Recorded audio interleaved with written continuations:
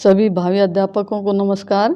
आज हम जो है वर्णों का वर्गीकरण पढ़ रहे हैं। आज हम पढ़ेंगे प्रियतन के आधार पर वर्णों का वर्गीकरण। तो प्रियतन के आधार पर वर्णों को जो है दो प्रकार से भेद किया गया है। एक स्वर तंत्री में कंपन के आधार पर और दूसरा श्वास वायु के आधार पर। ठीक है, तो स्वर तंत्री में कंपन के आधार पर दो भेद हैं, सघोष और अघोष। दो भेद कौन कौन से? एक सघोष, दूसरा अघोष। ठीक है, तो सघोष वर्ण कौन से हैं? देखिए, जिन ध्वनियों के उच्चारण में वायु में कंपन पैदा होती है उन वर्णों को घोष या सघोष वर्ण कहते हैं। यानी जिनका हम उच्चारण करेंगे तो जो है वायु में कंपन पैदा होगा, जो प्राणवायु जो बाहर निकलेगी तो उसमें एक प्रकार का कंपन होगा, तो वो कौन से होंगे? सघोष या घोष वर्ण। इसको घोष वर्ण भी बोलते हैं और सघोष भी। और ये हैं कौन कौन से? वर्ग का तीसरा, चौथा और पांचवा वर्ण। यानी वर्ग मैंने बताए थे आपको कि कै वर्ग में 5 वर्ण कौन से? कै, ख, ग, घ, ड़। तो वर्ग का तीसरा यानी कै वर्ग का तीसरा क्या? ग, चौथा घ और पांचवा अड। तो ये तीसरा, चौथा, पांचवा, पांचों वर्गों के तीसरे, चौथा, पांचवा वर्ण किस में आएगा? सघोष में आएगा। ठीक है, तो ये कौन कौन से हैं? देखिए, तीसरा, चौथा, पांचवा वर्ण कै वर्ग का ग, गेड़े और च वर्ग का जय जय, ट वर्ग का डे डेणे, त वर्ग का दे धने और प वर्ग का बे बे मैं। ये तीसरा, चौथा, पांचवा वर्ण। और इनके अलावा क्या आएगा? ये रे लेवे है, ये रे लेवे और है। ये किस में आएंगे? सघोष में। ठीक है, तो सघोष वर्ण में वर्ग का तीसरा, चौथा, पांचवा वर्ण और ये रे लेवे है, ये सघोष वर्ण में आते हैं। इसके अलावा अघोष वर्ण। अघोष वर्ण किसे कहते हैं? देखिए, जिन ध्वनियों के उच्चारण में स्वर तंत्र में कंपन नहीं होता वे अघोष वर्ण कहलाते हैं। यानी जिनका उच्चारण हम करेंगे तो स्वर तंत्री में कंपन पैदा नहीं होगा। ठीक है, सघोष में तो कंपन पैदा होगा और अघोष में कंपन पैदा नहीं होगा। तो जब कंपन नहीं होगा तो वो कौन से होंगे? अघोष। और जब कंपन पैदा होगा तो वो कौन से होंगे? सघोष। ठीक है, तो अघोष में कंपन नहीं होगा। अब जो सघोष में जो वर्ण आए हैं इनके अलावा जो बच गए वो किस में आ जाएंगे? अघोष में आ जाएंगे। तो देखिए, अघोष में कौन कौन से वर्ण आएंगे? वर्ग का पहला, दूसरा वर्ण, यानी तीसरा, चौथा, पांचवा तो सघोष में आ गए। अब कौन से रह गए? वर्ग का पहला और दूसरा वर्ण। तो वर्ग का पहला और दूसरा वर्ण किस में आ जाएंगे? अघोष में। इसके अलावा अब ये कौन कौन से देख लो। क, ख, पहला कै वर्ग का कै ख, च वर्ग का च छ, ट वर्ग का टेठ है, त वर्ग का तैथ है, प वर्ग का पैफ है। तो ये वर्ग का पहला और दूसरा वर्ण इसमें आ जाएगा। इसके अलावा क्या आएंगे? स, यानी ये है उसमें आ गए तो ये स है इसमें आ जाएंगे। ठीक है, तो ये हो गए सघोष और अघोष। सघोष में तो कौन से आएंगे? वर्ग का तीसरा, चौथा, पांचवा वर्ण और ये लेवे और है। और अघोष में कौन से आएंगे? वर्ग का पहला, दूसरा वर्ण और स है। और इसके अलावा विसर्ग भी इसी में आता है। ठीक है, तो ये तो हो गया आपका कंपन के आधार पर। अब देखिए, श्वास वायु की मात्रा के आधार पर दूसरा भेद किस प्रकार से है? श्वास वायु की मात्रा के आधार पर। तो श्वास वायु की मात्रा के आधार पर वर्ण के दो भेद किए गए हैं। एक तो है अल्प प्राण और दूसरा महाप्राण। अल्प प्राण और महाप्राण। अब देखिए, अल्प प्राण किसे कहेंगे?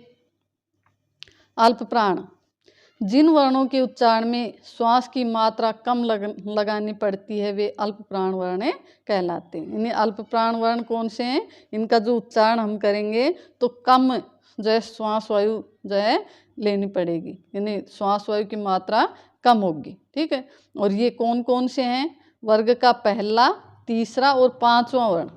कौन से? वर्ग का पहला, तीसरा, पांचवा वर्ण। तो कै वर्ग का पहला कौन सा? कै। तीसरा कौन सा? ग। और पांचवा कौन सा? अड। तो ये जो है इसमें आ जाएंगे। ऐसे ही च वर्ग का पहला, तीसरा, पांचवा। पहला कौन सा? च, दूसरा ज और तीसरा, पांचवा य। ठीक है, पहला, तीसरा और पांचवा। तो ऐसे ही त वर्ग के तो ये दे रखे क, ख, अड़े, जो कै गे रे चे जे ये टे डेने ते देने पे बे मैं। और इसके अलावा क्या आएंगे, ये रे ले वे, इसी में आ जाएंगे अल्पप्राण में। ठीक है, तो अल्पप्राण में वर्ग का पहला, तीसरा और पांचवा वर्ण, वर्ग का पहला, तीसरा और पांचवा वर्ण, और इसके अलावा ये रे ले वे। ठीक है, अब महाप्राण, महाप्राण में क्या होगा, जिन वर्णों के उच्चारण में श्वास की मात्रा अधिक लगानी पड़ती है उन्हें महाप्राण वर्ण कहते हैं। अल्प प्राण जिनमें श्वास की मात्रा कम लगानी पड़ती है, महाप्राण जिनमें श्वास की मात्रा अधिक लगानी पड़ती है। ठीक है, तो इसमें मात्रा कम होगी और इसमें मात्रा अधिक होगी, ये ध्यान रखना। महाप्राण में महान कब होगा, जो ज़्यादा होगी, तो इसमें वायु की मात्रा ज़्यादा होगी।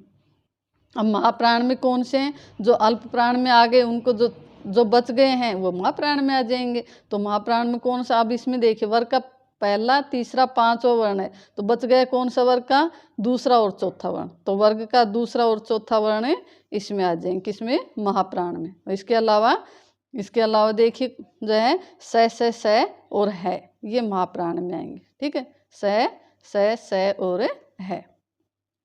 तो वर्ग का दूसरा और चौथा वर्ण, दूसरा और चौथा, कै वर्ग का दूसरा क्या है, ख, और चौथा क्या है, घ। ऐसे ही च वर्ग का दूसरा छ और चौथा झ।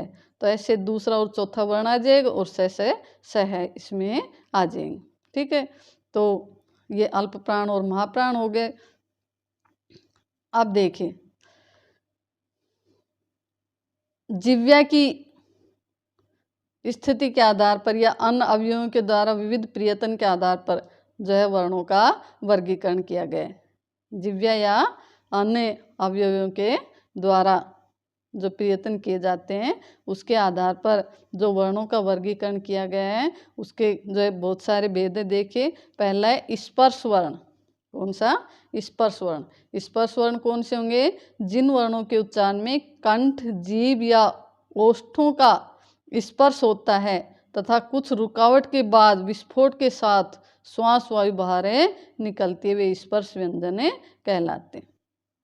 ठीक है, जिनका हम उच्चारण करेंगे तो कंठ, जीभ या होठ का स्पर्श करेंगे।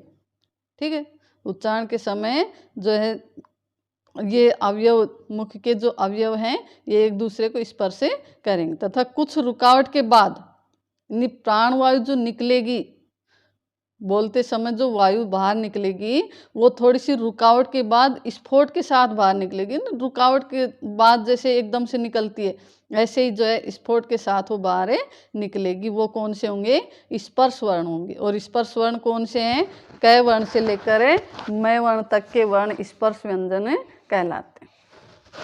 ठीक है, कैसे लेकर मैं तक। ठीक, यानी जो पांचों अपने वर्ग हैं वो किस में आएंगे, स्पर्श वर्ण में आएंगे। कै वर्ग, च वर्ग, ट वर्ग, त वर्ग और पै वर्ग, ये पांचों वर्ण जो है वर्ग इसमें आ जाएंगे, किसमें, स्पर्श वर्ण में। ठीक, स्पर्श वर्ण कौन से होंगे, जिनका हम उच्चारण करेंगे तो जो है या तो जिह्वा कंठ की तरफ जाएगी या ओठों को स्पर्श करेगी या तालु को स्पर्श करेगी, यानी किसी न किसी भाग को स्पर्श करेगी। और जो प्राणवायु है वो थोड़ी रुकावट के साथ एकदम से बाहर निकलेगी, स्फोट के साथ बाहर निकलेगी। ठीक है, और वो कौन से हैं वर्ण, कै वर्ग, च वर्ग, ट वर्ग, त वर्ग और पै वर्ग। ठीक, तो ये हैं इनके जो है वर्ण, स्पर्श वर्ण कौन कौन से हैं ये ध्यान रखना, कैसे लेकर मैं तक। अगला है स्पर्श संघर्षी, स्पर्श संघर्षी वर्ण। तो जिन वर्णों के उच्चारण में वायु पहले किसी मुख्य अवयव से स्पर्श करती है और फिर कुछ घर्षण के साथ निकलती है उन्हें स्पर्श संघर्षी वर्ण कहते हैं। ठीक है, यानी जिनका उच्चारण हम करेंगे तो पहले तो जो है मुख के किसी न किसी भाग को स्पर्श करेगी जो है प्राणवायु। ठीक है, उसके बाद कुछ घर्षण करती हुई सी, रगड़ती सी हुई वो जो है बाहर निकलेगी, तो वो कौन से होंगे, स्पर्श वर्ण होंगे। तो स्पर्श वर्ण कौन से हैं, स्पर्श वर्ण है च, छ, ज, ज, ये स्पर्श वर्ण है। ठीक है, स्पर्श संघर्षी वर्ण। स्पर्श वर्ण में तो कैसे लेकर मैं तक सभी आ जाते हैं, और स्पर्श संघर्षी में कौन से आएंगे, च वर्ग आ जाएगा पूरा। छह वर्ग स्पर्श संघर्षी में आते हैं। ठीक है, तो आज हमने इतना पढ़ा, इससे आगे का अब हम कल पढ़ेंगे। थैंक यू बच्चों, धन्यवाद।